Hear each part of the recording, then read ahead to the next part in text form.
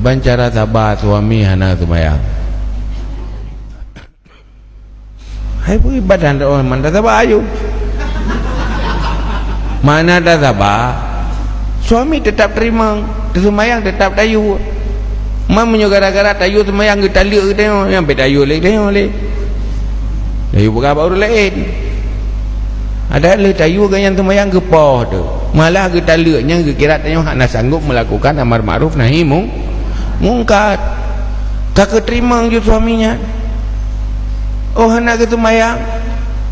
Terima nanti yang baik dah dalam dengar dia berai dia dah dengar pidato berat udah nak sembahyang ke bui nyanyi no ngelakon nak sembahyang ke ngembui dia ramahan tengah lakon ya mahan dia ngumpul lakon nya hanje nyan walaupun nyan bui terima je bui nyan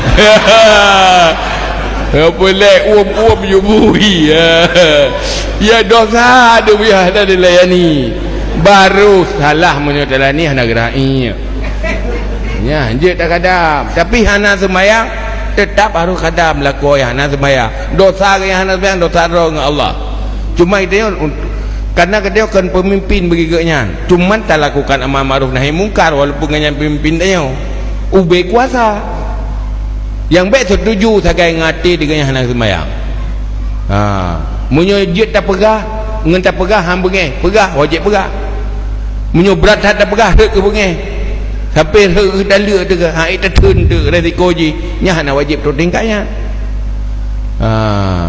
susah ni orang ke nak sembahyang sebagai isteri tetap wajib khadam suami walaupun tu suami hana ke sembahyang munyo tadi nya nerai lai mahang kutem nyanju anak dosan menyontem dosan bahana gerai tapi yang anak kuat sembahyang kita umbui ke nya hanjut ada bubui maju ya tagu jubu buinyan rah ju baje buinyan hana pupu tapi baik dia ke tegai latih betul juga kurah baje bui